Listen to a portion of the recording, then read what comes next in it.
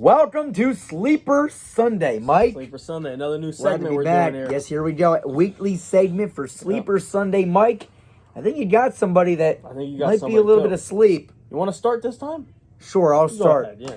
Look, I know Usually some I of you, start. and remember, again, this is a no-fly zone. If you're just flying in here, turn around and leave if you don't want to Take hear your hate bold elsewhere. opinions. Here we go, Mike.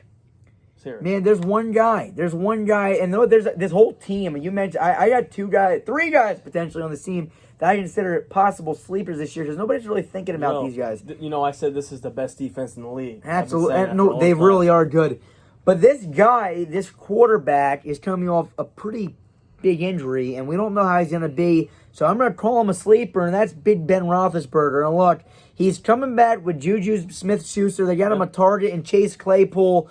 Look, man, this could be a potential guy that could, I don't know. I mean, Big Ben. Do names not mean anything to you? I don't know. Big Ben has done so much in his career. He has done so much, but coming off this injury now, it's questionable, man. It's questionable. Look, he's not a top 10 quarterback right now because we don't know what he's going to be coming off this terrible elbow injury. How do you throw the ball? You use your elbow, don't you? Yeah, you use your whole upper body, throwing arm, everything.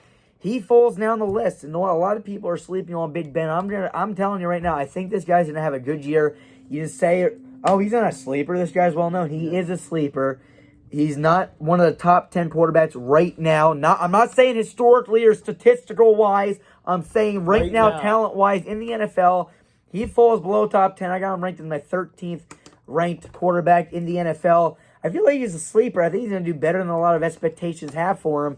And again, he has a lot of targets. I feel like James Conner is going to take a step up as well because now they have a quarterback and they you know what I mean? They help each other. They help each other. Just like we just talked about in the last complement each other. So when you get a good quarterback and you get a good running back and now you have two good receivers on the outside and Deontay Johnson, let's go with him as well. I think Big Ben's going to have a pretty dang good year. And I feel like this Pittsburgh Steelers team is the only team potentially in the AFC North that is going to stop Lamar Jackson and the Baltimore Ravens and possibly take that first seed maybe in the division. I really would not be surprised in that division. I would not be surprised if the Steelers are the number one seed. I'm thinking about it. I'm thinking the Steelers could seriously make a push and win that division.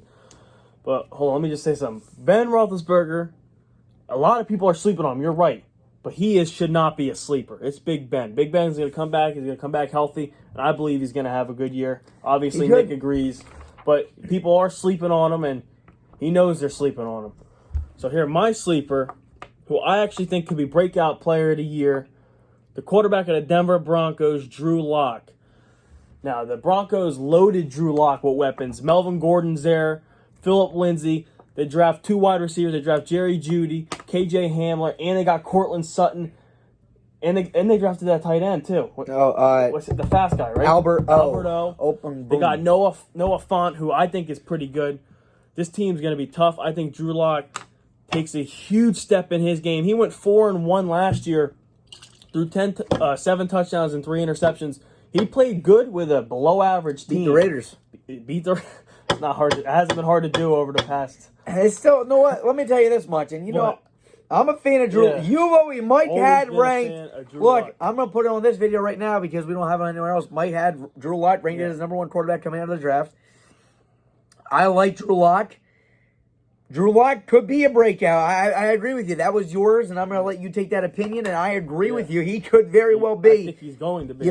Again, this is two totally different stances. Mike's taking a younger guy. I'm taking a veteran. Mike's taking a guy that's growing up in a system. I'm taking a guy that's coming off of a huge, terrible injury. An elbow injury, coming off of surgery. You're not guaranteed to be great anymore. Very older. I mean, he's in his 30s, right? I mean, Big Ben, man, I think that he's a lot better than some people are expecting. I mean, debate anybody. He's not a top 10 quarterback anymore, and I feel like people are sleeping on him. I feel like he very well can be at the end of the season, have the numbers. Well, I think Drew Lock, because the Broncos have not been able to do anything right since Peyton Manning. Nope. So they gotta get one, and I think Drew Lock is the guy. I think this team is going to be the best team pushing the Chiefs. The Raiders are going to be solid. The Chargers, they're all solid, but I think the Broncos are the second best team in this division, and could honestly win this division. Who knows what's going to happen with fans and all that? I mean, if there's no fans in Arrowhead, I hear you. That's the Chiefs play because you know what I'm saying. No, yeah, They absolutely. play great in their environment. So does Denver. But I mean, who knows? I think this is the only team that can possibly take that spot from the Chiefs. Not saying they're going to, but I think they can if Drew Lock shows up and plays well. Drew Lock's a very good option. And again, Big Ben, man, I'm excited to see what he can do. Look, sleepers, bold decisions, there's a bunch of them. Mike, let's go a little bit off topic here. We got another one for right. Sleeper Sunday. Yeah. Let's just go off our head real fast, okay? This is not even scheduled, people. I'm going to go out and say another one because I want this video to be a little bit longer for you guys. Sleeper Sunday, this is your guys' video, so we want to make sure that you guys are You want to entertained. each pick one more? Let's pick maybe even two more. We'll see how much time we have. I'm going to go with a wide receiver on the Raiders. And you know what? I'm going with him because I feel like this guy's going to not receive a lot of attention. Hunter Renfrow. Carr's check down option. The guy that is safety valve. Yeah. Third and Renfrow. Hunter Renfrow, man, great option. They're going to be distracted with the speed guy, Henry Ruggs. They're going to be distracted with Tyrell Williams, Darren Waller, Josh Jacobs. Who's going to get a lot of the receptions? I feel like that's going to be He's Hunter a security Renfrow. blanket, but then we don't know what Nelson Aguilar's role on the team We don't know is yet. going to be. He might not even be there, so we'll have to wait and see.